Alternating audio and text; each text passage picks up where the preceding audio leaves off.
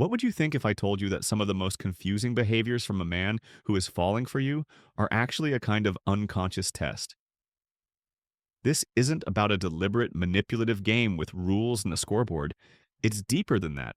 It's a subconscious process, a deeply human and often clumsy attempt to answer one fundamental question that echoes in the mind of a man on the verge of true emotional investment. Is it safe to give my heart to this person?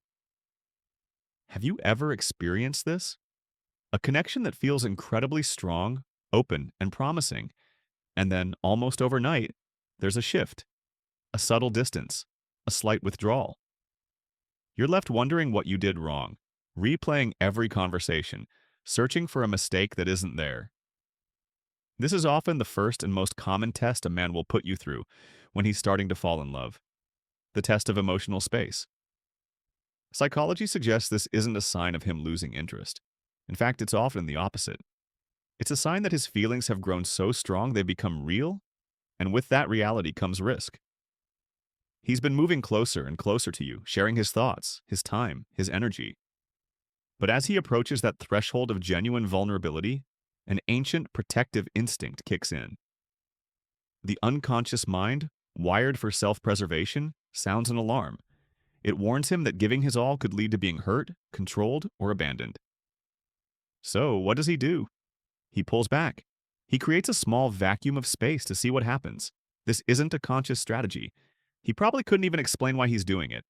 He just feels an impulse to retreat into his own world for a moment, to recalibrate and observe. From your perspective, this can feel like rejection. It can trigger your own deepest fears of not being good enough. But what is he actually testing? He is unconsciously testing your emotional center. Will you panic? Will you flood his phone with messages demanding to know what's wrong? Will you become anxious and clingy, trying to close the distance he just created? If you do, it confirms his deepest fear, that love is a cage, that intimacy means losing his freedom, and that your emotional stability depends entirely on his constant attention. However, he's also testing for another possibility. What if you don't panic? What if you simply notice the space and allow it to be there? What if you living your life focusing on your work, your friendships, your passions, demonstrating that your happiness is not contingent on him? When you can hold your ground with quiet confidence, you are saying a powerful, unspoken message. You are showing him that you are a whole person, that your emotional world is stable and self-sustained. You are not a void that he needs to fill, but a sovereign space that he is invited to join. This response doesn't just alleviate his fear, it creates a profound sense of respect and admiration. He sees that you are not dependent on him for your sense of self-worth. This is incredibly attractive because it signals to his subconscious that a relationship with you won't be about managing your anxieties, but about building something together as equals. He created the space out of fear, but by honoring that space, you fill it with a sense of safety and trust. You are not playing a game of chase. You are demonstrating that you understand the unspoken language of freedom and security, which is the foundation upon which real, lasting love is built. The test was never about whether you could pull him back. It was about whether you could let him be, and in doing so, invite him to return on his own. Following the test of space, another, more intimate challenge often emerges. This is the test of vulnerability. Once a man feels you can handle his absence without panic, his subconscious mind needs to know if you can handle his presence. His full presence, including the parts of himself he has been taught to hide from the world. Think about the cultural scripts most men are handed from a young age. Be strong, don't cry. Figure it out on your own. Be the rock. This conditioning creates a deep divide within him between the competent, stoic persona he presents to the world and the inner world of doubt, fear, and uncertainty that all human beings experience. When he starts to fall in love, this divide becomes a source of tension.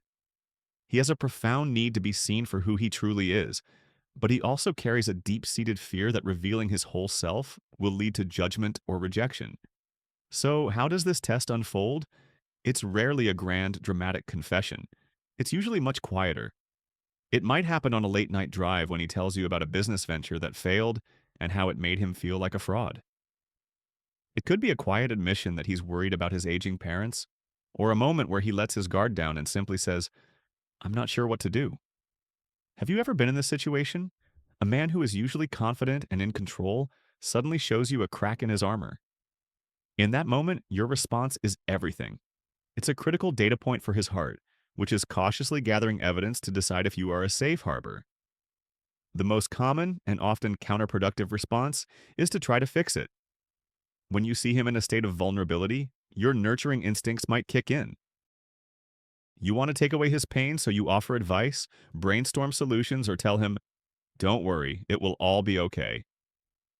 While your intentions are pure, this reaction can send an unintended message. Your vulnerability is a problem, and I need to solve it so we can go back to you being the strong one. This can inadvertently shut him down because he wasn't looking for a consultant. He was looking for a witness. He was hoping to show you a piece of his authentic self and have it be accepted, not repaired. By rushing to fix his feelings, you may subtly signal that his vulnerability itself is unacceptable. The real test here is not whether you can solve his problems, but whether you can sit with his discomfort without flinching. Can you simply listen? Can you hold space for his uncertainty without needing to immediately fill it with solutions? A response like, "That sounds incredibly difficult," or "Thank you for trusting me enough to tell me that," is infinitely more powerful than a 5-point plan to fix his career. Why? Because it communicates acceptance. It tells him, "I see you, the real you, behind the mask of competence, and I'm not going anywhere. Your strength is not diminished in my eyes because you also have moments of doubt." This is what he is subconsciously asking. Can I take off my armor with you? Will you see the man underneath and still respect him? When you respond with quiet empathy instead of frantic solutions, you are telling him that the answer is yes. You are not just a partner for his successes, but a sanctuary for his struggles. This profound sense of acceptance is what allows him to move from merely being interested in you to truly bonding with you. Once he has established that you are a safe person to be vulnerable with, the dynamic shifts again. The foundation of trust is stronger, but now it must be tested for its integrity under pressure. This leads to the third unconscious test, the test of disagreement.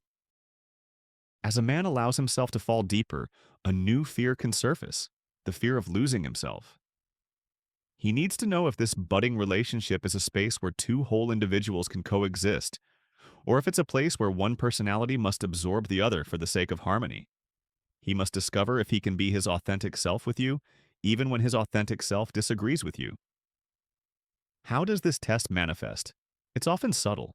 It might be him voicing a strong opinion on a movie you loved, or calmly challenging an idea you expressed about politics or philosophy.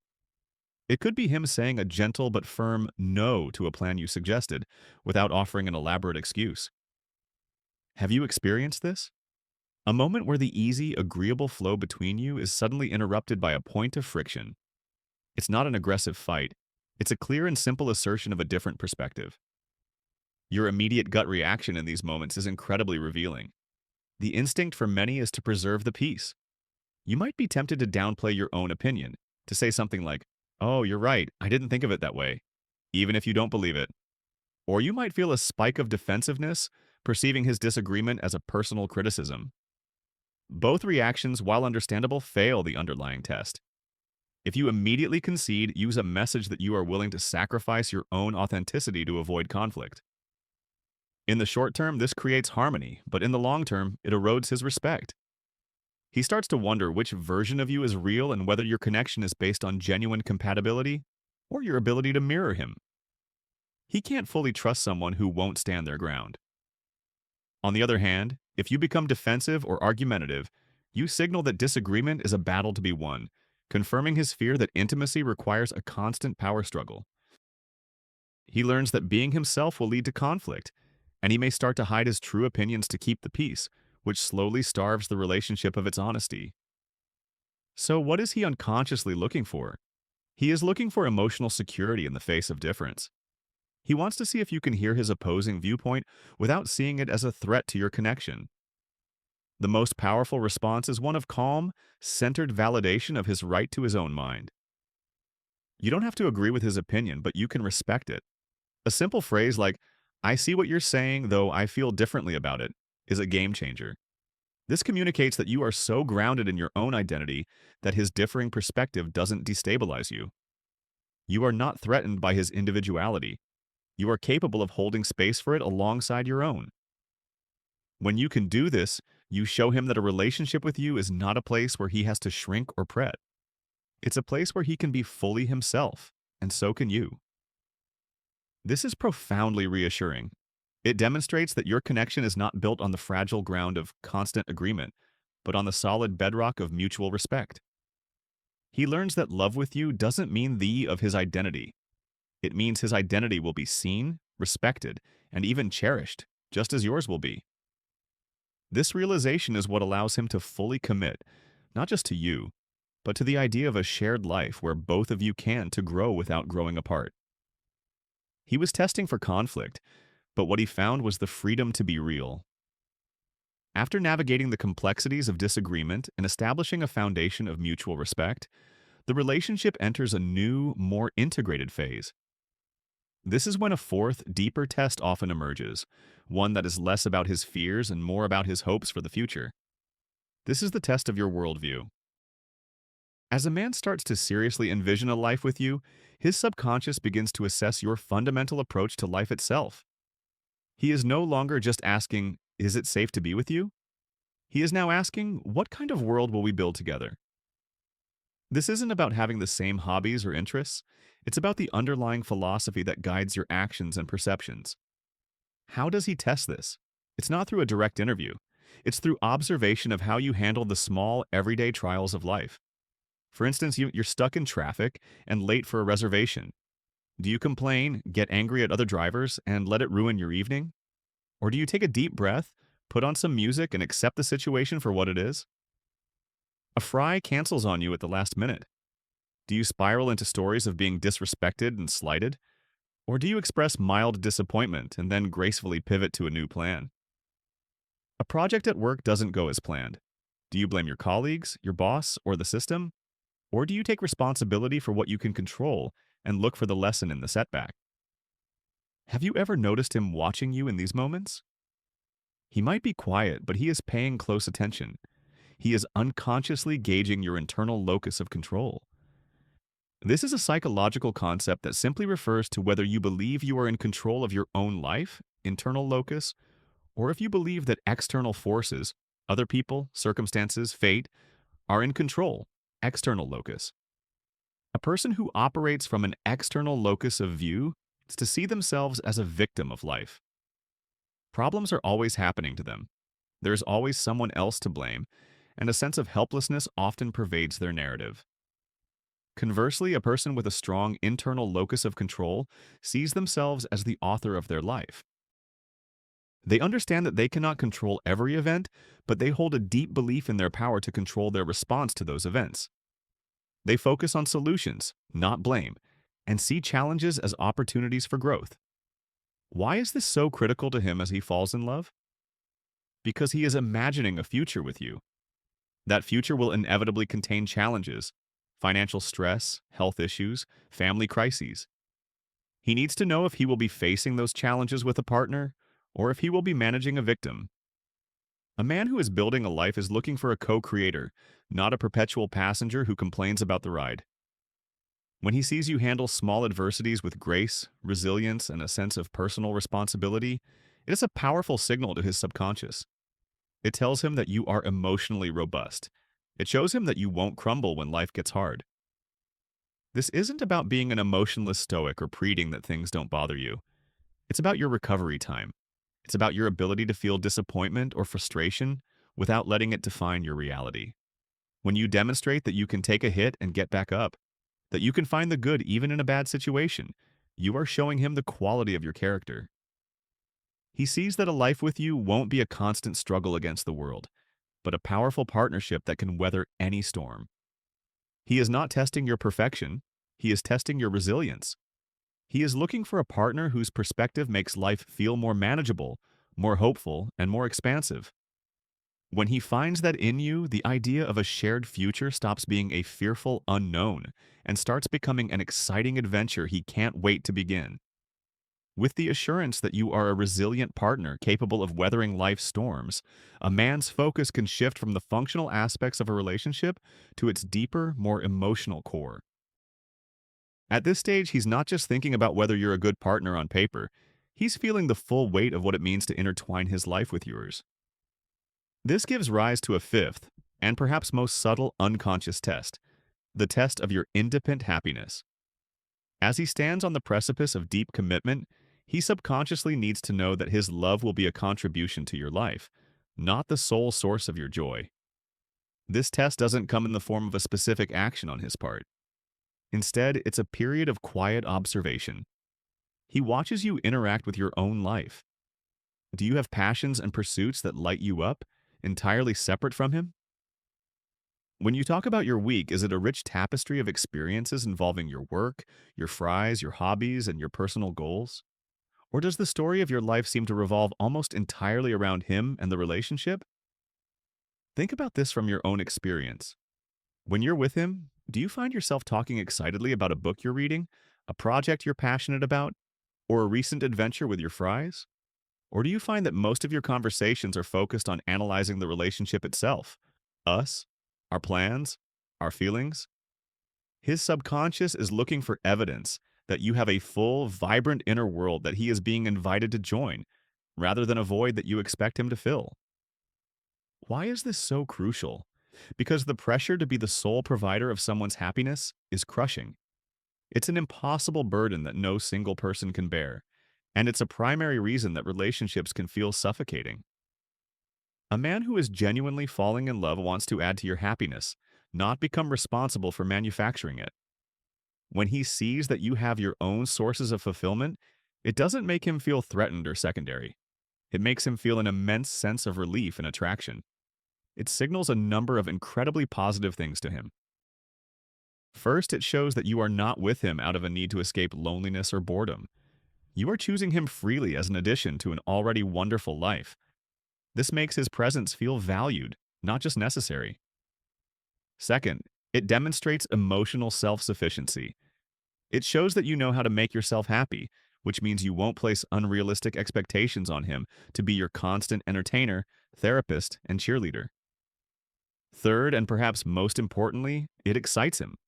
A partner with a rich, independent life is interesting. You bring new energy, new stories, and new perspectives into the relationship. You inspire him to cultivating his own passions, ensuring that you both to grow as individuals within the partnership. When you passionately pursue your own interests, you are not pushing him away. You are saying a powerful, unspoken message. My world is a beautiful place, and I am inviting you to be a part of it. But my world does not depend on your presence to exist. This combination of independent fulfillment and a genuine desire for connection is the ultimate green light for a man who is ready for a mature, lasting love. It dissolves his fear of being consumed by the relationship. He sees that loving you doesn't mean losing himself. It means two complete, thriving worlds coming together to create something even more magnificent. He wasn't testing to see if you needed him. He was testing to see if you wanted him, which is a far more powerful and compelling foundation for a life together. Having seen that you possess a rich, independent life, the man's final unconscious inquiries turn toward the nature of your connection itself. He has confirmed that you are a safe, resilient, and whole individual. Now he must understand the unwritten rules of engagement between you. This leads to the sixth test, a delicate exploration of boundaries and mutual respect. This isn't about building walls, it's about understanding where you and he begins, and whether that space between you is honored. As love deepens, the temptation to merge can become overwhelming. He needs to know if your connection can sustain both intimacy and individuality. This test often plays out in small, seemingly insignificant moments. He might mention he has plans with his fries on a Friday night, a night you typically spee together. He's not doing it to be difficult. He's observing your reaction. Do you become subtly sulky or ask a series of probing questions that feel like an interrogation? Do you make him feel guilty for wanting time away from you? Or do you respond with genuine ease, saying something like, "Awesome, have a great time," and then make your own fulfilling plans? Another example might be a difference in communication styles. Perhaps you love to text throughout the day, while he needs periods of focused work without interruption. Does he feel a constant pressure to respond immediately to your messages? Or do you respect his need for concentration, trusting that he will connect when he is free? What is being tested here is your understanding of healthy attachment versus anxious attachment. Anxious attachment operates from a place of fear, fear of abandonment, fear of being forgotten. This fear drives a need for constant contact and reassurance, which can feel like an infringement on personal freedom. It interprets a partner's need for space or separate activities as a direct threat to the relationship. On the other hand, secure attachment is rooted in trust. It understands that love does not require constant proximity. It celebrates a partner's autonomy because it is not threatened by it. It recognizes that time apart can actually enrich the time spent together, as both partners bring fresh energy and experiences back to the relationship. When you react to his need for autonomy with grace and understanding, you are demonstrating your emotional security. You are showing him that your sense of connection is not so fragile that it shatters the moment he is out of sight. You are communicating that you trust him, and, just as importantly, that you trust the bond you share. This is incredibly liberating for him. It tells his subconscious that a committed relationship with you will not be a prison of obligations and unspoken demands.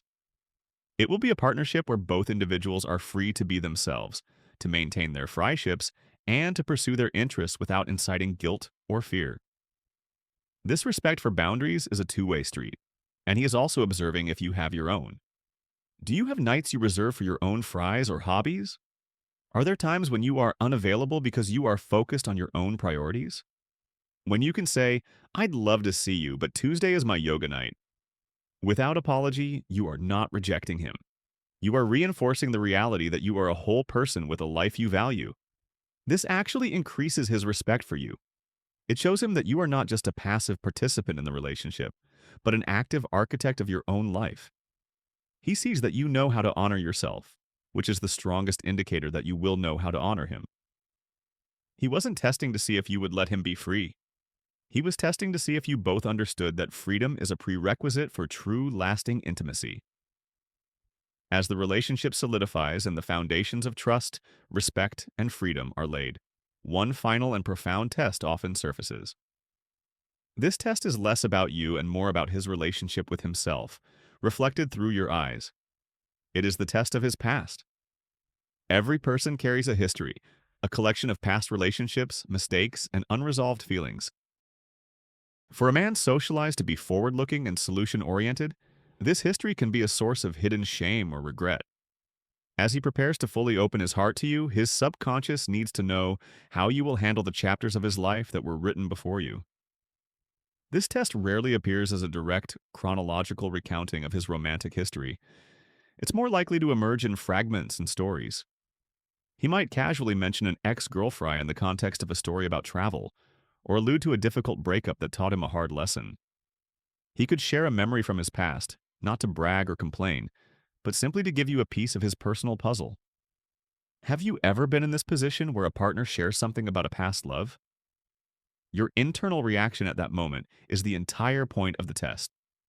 Does a mention of an ex-girlfriend's name trigger a wave of insecurity in you? Do you become quiet and withdrawn, or do you start asking comparative questions like, "Was she prettier than me?" Or, "Did you love her more?" These reactions, driven by insecurity, reveal a fear that love is a competition. They suggest that you view his past as a threat to your present. If you react with jealousy or suspicion, you are inadvertently communicating that his history is something to be hidden, that his past makes him less trustworthy in the present. This can cause him to shut down, to edit his own life story for fear of upsetting you. He learns that to be with you, he must pret that a significant part of who he is, the part that was shaped by his experiences, doesn't exist. This creates a distance that is far more dangerous to the relationship than any past partner ever could be. So, what is the alternative? What is he subconsciously hoping for? He is hoping for emotional maturity. He is hoping to see that you understand a fundamental truth. His past shaped the man you are falling in love with today. The lessons he learned from his mistakes, the growth that came from his heartbreaks, all of that is part of the package. A mature response is one of neutral curiosity and quiet confidence. It's the ability to hear about his past without making it about your present. You can acknowledge his experience with a simple, "It sounds like that was a significant time in your life," without needing to dissect it or compare it to your own connection. When you can treat his past with this kind of respectful detachment, you give him an incredible gift. You give him the freedom to be a whole person. You are telling him, I am not threatened by the people you were before me because I am confident in who we are together now. This demonstrates a profound level of self-worth on your part. It shows that your security isn't dependent on being his one and only experience, but on being his final, most authentic choice. It allows him to integrate his past, to speak of it without fear, and to be fully present with you without hiding parts of himself. He wasn't testing your tolerance for his exes. He was testing your capacity to accept all of him, the man he was, the man he is, and the man he is becoming. When you pass this final test, you are no longer just his partner. You become the safe space where his entire story, past and present, can finally come home.